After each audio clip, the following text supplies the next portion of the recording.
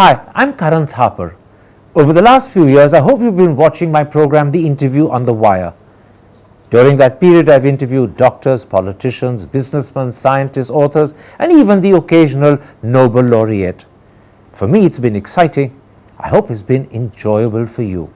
But these, as you know, are tough times, and if this program is going to remain bold, independent, and sometimes even defiant, then I think we need your support.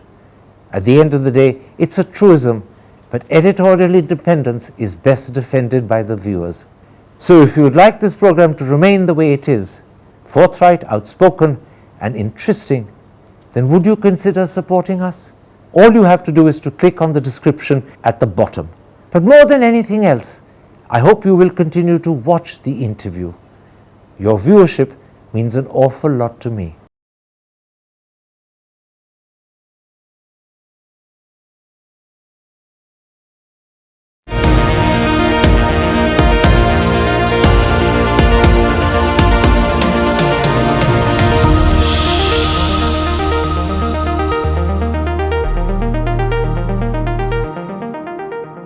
Hello and welcome to a special interview for The Wire.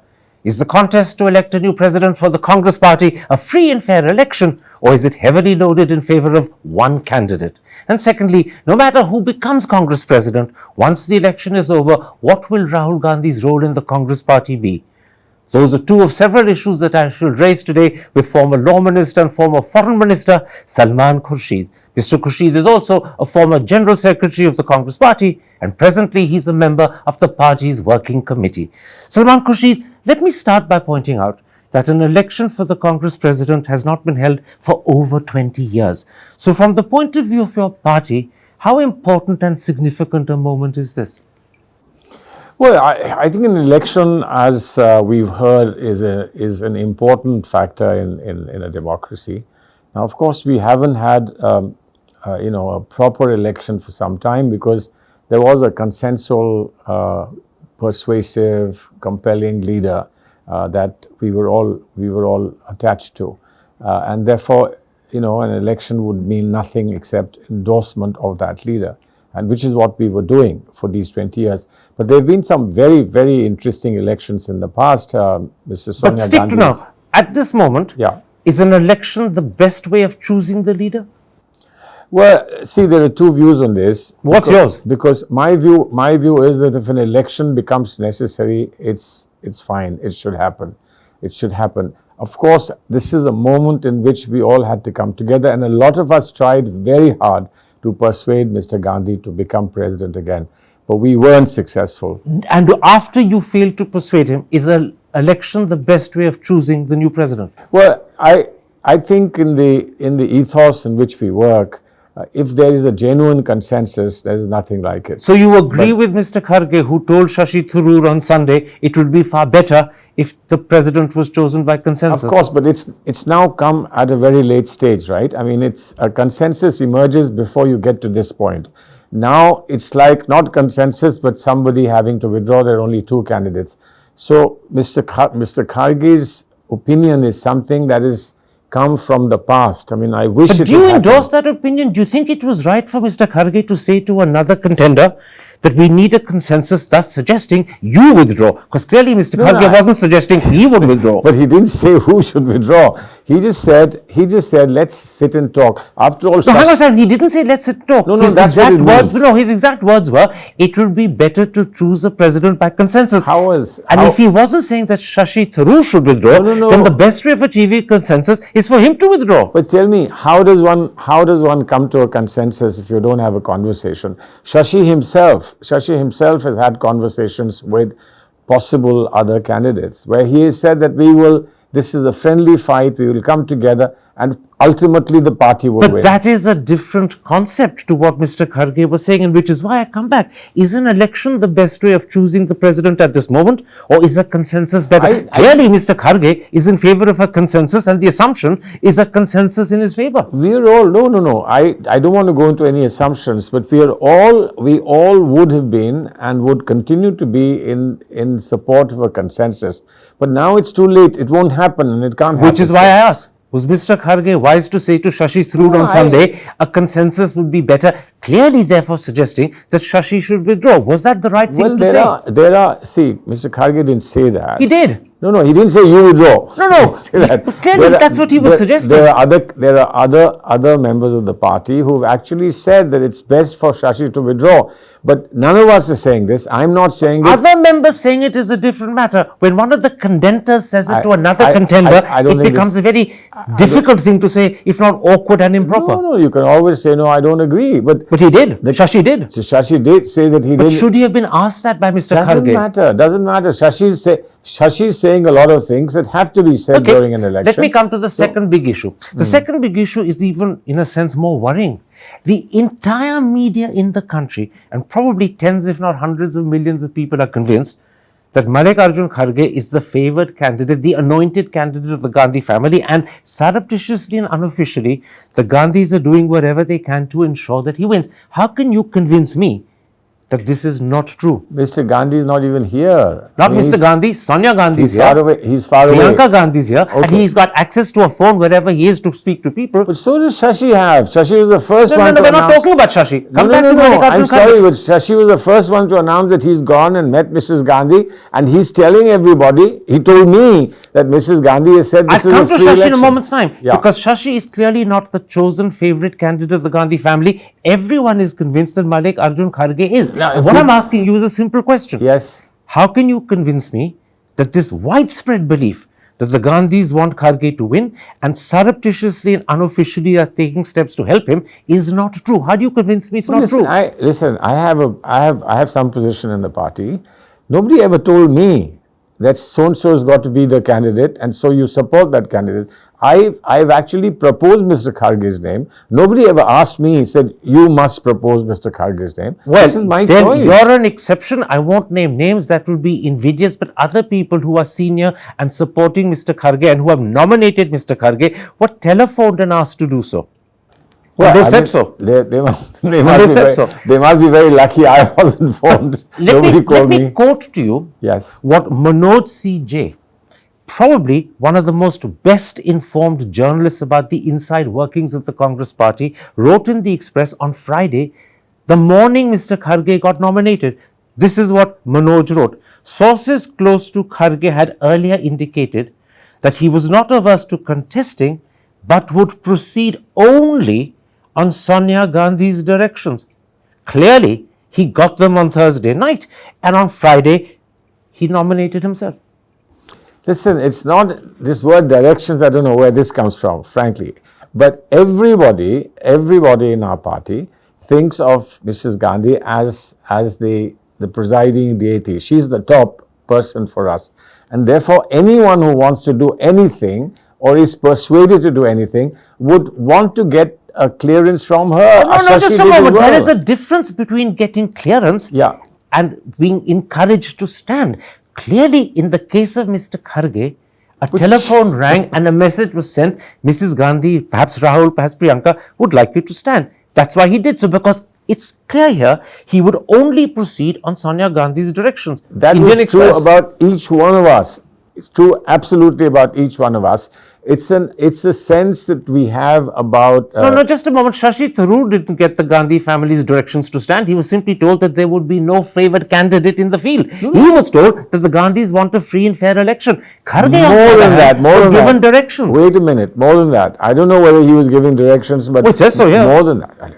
The newspaper says he got directions. I don't believe that a newspaper hasn't got it right. Look what happened then when he went and filed his nomination on Friday. We were all there? Absolutely. The entire Congress leadership in Delhi was there, either present to support him or actually as nominees on the form with him. Afterwards, when he spoke to the media, he did so from within the precincts of the Congress party's headquarters. Shashi Tharoor, on the other hand, spoke from the garden of his house. Third, look at the words with which Mr. Kharge began.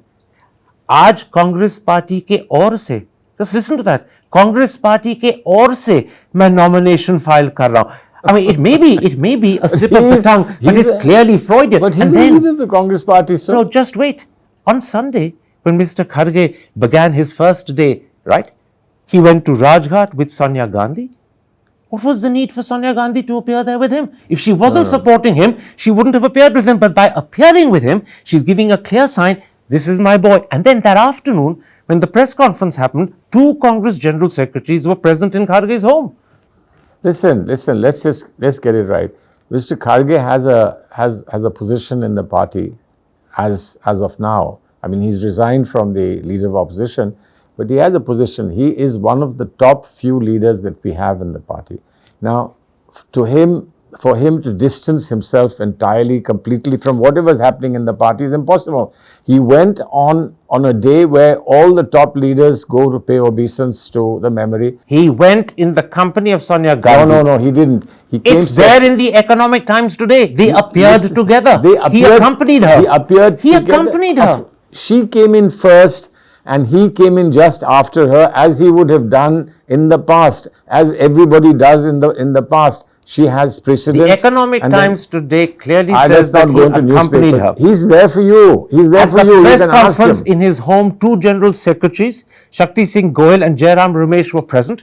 What were they doing in his home when he holds a press conference? Jairam Ramesh not It's there in the Indian Express today. But he's not the General Secretary. He's a General Secretary as well as in charge of communications. He's both. Listen, he's in charge. He's in charge and of he's a General Secretary. Because you have to, as in charge of communication, you will be pushed around if you weren't a General Secretary. But it's not a General Secretary like an organizational General Secretary. All the more reason, if he's in charge of communications and the man who delivers the party's message, that he shouldn't be in the house at that time, yet he was. But listen, just because you're fighting an election, you can't cut yourself off from the Congress party entirely. I mean, listen. No. The point is, the fact that the present president chooses to appear at Rajghat with this person clearly indicates that there is a measure of support and a message being sent down the line. I would imagine there's no problem if Shashi Tharoor had to be present at the same time. She would have been quite happy to let him be present. But this is something we've done for years. It's that Kharge accompanied her. That is precisely what the Economic Times says. I think they've got it wrong. You hope they've got it wrong, but I don't think they have. No, he was there as he's always there. Let's come at this point to Shashi Tharoor. Yeah. Shashi Tharoor has repeatedly said that before deciding to stand, he met all 3 Gandhis individually and all 3 assured him that they did not have a favorite candidate. They were not quietly and unofficially anointing anyone. Sure. Did they mislead him? Did they mislead him? That's what they're doing. That's what they put out is what they're doing. They're going to be absolutely now. Mrs. Gandhi will go to Karnataka. Rahul Gandhi ji is already in Karnataka. Now Karnataka is Mr. Kharge's state. So you're going to tell Mr. Kharge to stay away from Karnataka because Mrs. Gandhi is coming? Hang on a second. Let's come back to the message given by the 3 Gandhis to Shashi Tharoor. Given the way the nomination of Kharge happened, and I won't go through all those details again, did the Gandhis mislead Shashi? Absolutely no. Absolutely no. And I do believe that if there was anything of this kind, Shashi would be the first one to complain. Shashi told me that he's quite confident that there are no favorites, there are no secret deals, Let me give you 2 good reasons why the Gandhis may well have misled Shashi. First of all, when Shashi went to them to ask for an assurance that they were not going to quietly, surreptitiously and unofficially support a candidate, the only possible answer they could have given him was no. If they'd said yes, they'd have given the game away and undermined the election that they themselves had set in motion. So first of all, it was impossible for them to tell the truth if the truth was something else. They had to say no. They could have simply said, Shashi, They'd have undermined the election if they said that. What do you mean undermine the election? Nobody's going to write rules. If Mrs. Gandhi believed that somebody should succeed her and she announced that, all of us will support. Absolutely, and that is why the election would have been undermined. Because a message would have gone from... We don't do the election for you, we do it for ourselves. It's got to be a credible election for it to work. If the Gandhi sent a message down the line, it won't be credible, which is why she had no option but to say no, whether no was the correct answer or not. You can feel that way, but I'm telling you clearly, we understand what the ethos of the Congress is. If Mrs. Gandhi wanted to nominate somebody or to indicate somebody, that person would automatically become her successor. Precisely why she couldn't say to Shashi, we're putting someone up quietly, because it would undermine the process, the credibility Congress hopes to build by holding the election would have been shattered. Shashi was the first to get there, first to ask her, and she said, please go ahead. Okay, let me give you a second reason why people suspect the Gandhis misled Shashi. When Shashi asked whether the Gandhis would be unofficially anointing a candidate, Mrs. Gandhi would have known that if I say no, Shashi will stand. Secondly, if Shashi stands, the election will become meaningful and credible. Thirdly, because of his popularity, there would be a huge lot of media attention. All of that would benefit Congress. Therefore, she said, no, we're not fielding a candidate. Shashi decided to stand. Shashi provided a facade of credibility behind which the Gandhis are now pushing Kharge. Shashi has been, I put it to you, very cleverly used. We don't need anybody to give us credibility. It's our decision, party's decision to hold this election. I don't think this election would have happened in this manner if Mr. Rahul Gandhi had accepted becoming president. Absolutely, I agree. Okay, absolutely. So then what would have happened to credibility? No election. No. This is the way we function. Which is why when Rahul Gandhi didn't stand, it's so important that you have an election where there are no doubts and questions. You're having an election where the doubts are huge, starting with Mr. Kharge suggesting to Shashi that he withdraw, then the manner in which he filed his nomination, and then after that, the manner in which at his press conference, General Secretaries were present and he appeared in Rajghat with Mrs. Gandhi. All of that has raised doubts and questions. I think you're reading too much into all this, but let me just tell you, Shashi spoke to me. Shashi is a very dear friend. He spoke to me and asked me to nominate him, if I could possibly. My simple answer was, not that I had to ask Mrs. Gandhi or I had to ask anyone else. I said that, look, we in the UP unit are going to do it all together. Let me talk to everybody in my UP unit, my colleagues in the UPCC, and we'll take a call. I will let you know. My UP unit has taken a call. There are some people who are supporting. Just a second. Mr. Kharge only announced that he would be standing on Friday, although by Thursday evening, unofficially people knew. You're saying between Thursday evening at the earliest and Friday when he filed his nomination, the whole UP unit had been consulted by you? No, I didn't have to consult the whole UP unit. I've been president of that unit for 2 terms. So you decided on their behalf? 2 terms. I can speak to anyone at any time and have an idea as to how many people are covered if I speak to somebody in Banaras, if I speak to somebody in Allahabad. And the UP unit advised you support, nominate Kharge. There are a few of them who have actually nominated Shashi. Let me sum up this section of the interview by putting this to you. I have raised with you all the doubts in the media and all the doubts in the minds of many people about the credibility of the elections that's happening. As a member of the working committee, you're saying these doubts are wrong, they are misplaced? Completely and utterly wrong. Okay. After this election, should the Congress also hold elections at the CWC level, the AICC level, the PPC level, PCC level? As of now, that's what we expect will happen. We expect that will happen. But the new president has to take over, and the new president will finally tell us what exactly is the way forward.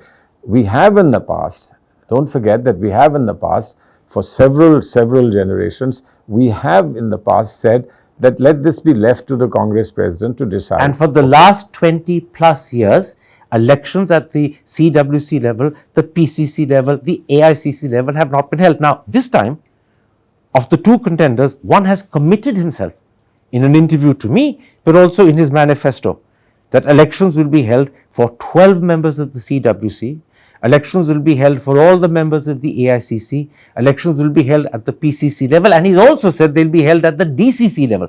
So one candidate has made clear what he will do. On the other hand, we have no idea what Mr. Kharge intends. And I'm asking you, therefore, as someone who's nominated him, should Mr. Kharge have elections? I'm sitting here as a PCC delegate today. I'm a PCC delegate from UP, from Farrukhabad.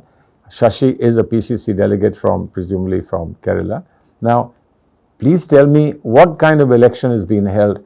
It's generally, it's the entire unit gets together and we work out amongst ourselves who's the best choice from that unit. But that is not what your party constitution requires. Right, your party constitution specifically says elections are necessary at PCC level, AICC level, CWC level. I know, but party constitution doesn't say that where there is consensus, you still insist on an election. It's not that. It's a formality. Election becomes a formality when there is a genuine consensus. And therefore, a genuine consensus is something that we all prefer. So you're saying to me, if I hear you correctly, that if Kharge becomes the next president of the Congress party, the tradition of the last 20-25 years of consensus taking the role of elections will continue, I don't know. and AICC, How can I- CWC, how can PCC I will all announce- be consensus How appointments. can I announce anything on behalf of the Can't you give person your who will be the advice? next You president? nominated him. What's When your I advice give to my- him? If I give my advice, I will give my advice, but I'm not silly and stupid to think that there will be 2000 elections and then just let the party do nothing else but have elections. We sit down together in units, and as friends we come together to a consensus. That consensus is accepted. we Even move though forward. that is not what the Constitution requires, nonetheless, you think it's easier and simpler. Constitution gives the same number of people in the unit for a state for It's how they're Goa. elected, not the number that's tell elected. me. I've been through this with Mr. Rajesh Pilot when he was in charge of UP for a short while in elections. Number of people you elect in Goa and the number of people you elect in UP to set up the Pradesh Congress Committee is the same. Now you No, can't. hang on a second. You can't. There is a requirement in your constitution. It's cleverly circumvented by holding a consensus instead. not And you're cir- suggesting to me It's not- that this will be the way I things don't. will continue. No. I'm sorry. I can't. I would, if I were presidential candidate, I would have What said is it. Salman What I'm Khurshid's saying is position that on this? my- Do you personally believe elections should be held? my position in this is that elections are not feasible everywhere. Okay. And in fact, elections need not be held where there is complete consensus. But the consensus must be genuine. Well, And I have that's the seen- problem. Usually consensuses are not genuine. Word is passed down the can line you from say that? general secretaries and other in how can you charges say to that? indicate who people should be How can you supporting, say that? and that's how it How develops. how can you say that? Just because we do whatever we do transparently, you're asking all these questions. It doesn't And if we happen didn't show- transparently.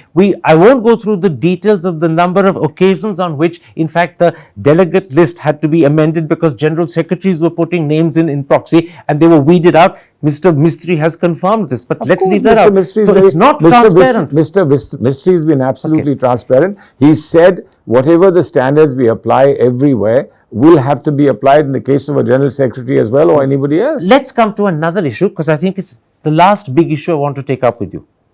When this election is over, and no matter who is the president, be it Shashi Tharoor, be it Mallikarjun Kharge, what should be the role of Rahul Gandhi in the Congress party hereafter? I think that this has been made very clear by something that Mr. Chidambaram wrote a few weeks ago, that you have a leader and you have a leader president. A leader president is somebody who has some leadership You are qualities. referring to his PTI interview, you're also referring to the Indian Express column that he wrote. That's right, It's that's actually not leader president. It's the distinction he made is between president and leader. No. He made a broad distinction between president and a leader. Will we have a president and a leader, or will we have a leader president, etc., etc. Now, a president, no matter who becomes the president, acquires leadership attributes as time goes on. A president can't just sit there and be just a. So what exactly are you saying? So what I'm saying is that Mr. Gandhi is an established leader of our party. He is. And you can tell that from what is happening in Karnataka and what is happening in Kerala, etc. You can tell that he is our leader. He is amongst the top leaders of our party. But he chose not to be president. So another what will his role be hereafter? Another leader. His role will be whatever the role is of a person who is in leadership, but who works together with someone who has the responsibility of a president. You quoted with approval and approbation the column that Mr. Chidambaram wrote in the Indian Express, where he explained the distinction between Congress president and leader of the Congress party. And he spelt out in that column what he believes are the differences in the roles the two people play. I'm going to quote that to you. Yeah, sure. The leader's task is to provide leadership to the people, share a vision with them, and inspire them to vote for the party. The president's main function is to fix the nuts and bolts of the organization, keep it in good repair, and make it a fighting fit election machine. Two things follow from this. One, the president is subordinate to the leader. Number two, the leader provides the vision. The president, it seems, is a nuts and bolts maintenance engineer. Sure. I mean, And that's acceptable to you. no. Forget whether it's acceptable or not, but the fact is, this is the ground reality, that someone who is, universally accepted as the leader of the party, will obviously have dominance, will obviously have some primacy. But the president is not a zero leader. The president is also a leader, right? So junior to subordinate to I don't know about your colleagues. No. See, Mr. Chidambaram's definition means whoever becomes Congress president will be subordinate to Rahul Gandhi. Mr. Chidambaram never used the word subordinate. No, but it's quite clear from what I read out. What is clear is that something that you have in your mind, all of you in the media, and you will put those words into what we say. I'm not putting any words into anyone's mouth. Mr. Chidambaram just indicated that there are two separate jobs to do. Yes. Right? But he didn't say that one is subordinate to the other. Hang on a second. This is what he said. The leader's task is to provide leadership to the people, share a vision with them, inspire them to vote for the party. The president's main function is to fix the nuts and bolts of the organization. Which is why one is clearly subordinate to the other. Which is why I said that the president is not a zero leader. He is also a leader. Now there is a bigger leader, there is a lesser leader, there is a yet lesser leader. I'll accept that. Bigger and lesser is subordinate. Same thing. You just put it differently. No. Subordinate is very different. You're not in the army. This is a political party. You're not in the army. Let's accept your definition. Rahul Gandhi, I take it, is the bigger leader. Whoever becomes president will be a lesser leader. We all accept that. You accept that? We all accept that. And I am lesser to the one who becomes the president. Then what is the big difference between what will be the outcome in Congress and what is the present situation in the BJP? Clearly, their big leader is Narendra Modi. JP Nadda, the party president, is the lesser leader. You will have an identical structure to the BJP. No difference at all. It's nothing to do with an identical structure. Please don't forget that there is Mrs. Sonia Gandhi as well. Now, even worse. So the new Congress president won't have one leader, he'll have two leaders. And maybe if you add in Priyanka, three leaders. But he has leaders. There'll be a trinity above the guy. But he has those leaders today and he will have those leaders tomorrow. But he will have a defined job to do a lot of things that will relieve them of having to do those things. Priyanka Gandhi. Tell me something. Yeah. Can the new Congress president take a decision on his own and one that the Gandhis don't agree with? Does he have the power to do that? Am I writing a new constitution? Please let the new president get elected and then see how he works out his relationship with the three leaders. Who will the buck stop with? The Gandhis or the new president? No, I don't know. That will depend on the new president. It will depend on how the new president is able to evolve a relationship. How did Mrs. Gandhi and Dr. Manmohan Singh evolve a relationship when we were in the UPA government? They did evolve a relationship. Sanjay Baru, in his book Accidental Prime Minister, makes it more than crystal clear that the relationship didn't evolve.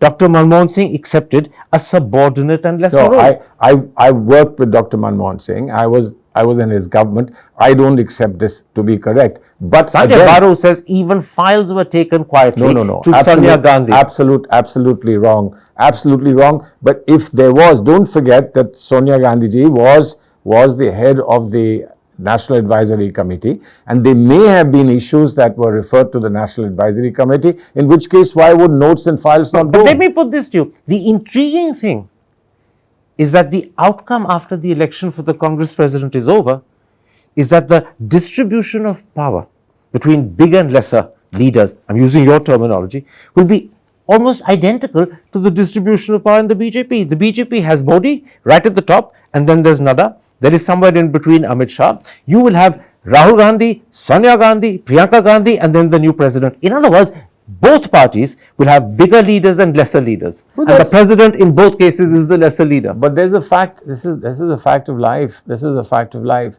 The problem only comes in the minds of those who can't understand facts of life, who have a script, who have a structure, they have a vision in their mind and they believe everything should fit in there. Everything should fit in there. It doesn't happen. Life doesn't work like that. What you're saying, and I'm interpreting you, is that the fact of life is that the Gandhis are there and they're more powerful, and no one else in Congress, whether he or she becomes president or not, can match up to them. That's a fact of life.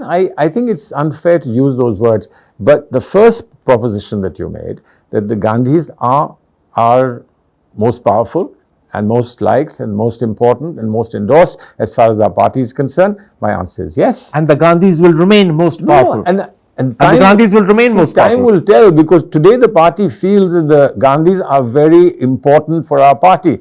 Not only for our party, but they're important for a particular ethos, political ethos in our country. Okay. I'll accept therefore, that. we'll continue to support I'll that. accept that. Yeah. The Gandhis Thank you. are all powerful and most important, and that is how it will remain, whether you have an elected president or not. I'm just saying, the second portion is the one that I worry about. The second portion will depend on the new president working out a relationship with them, and things can change.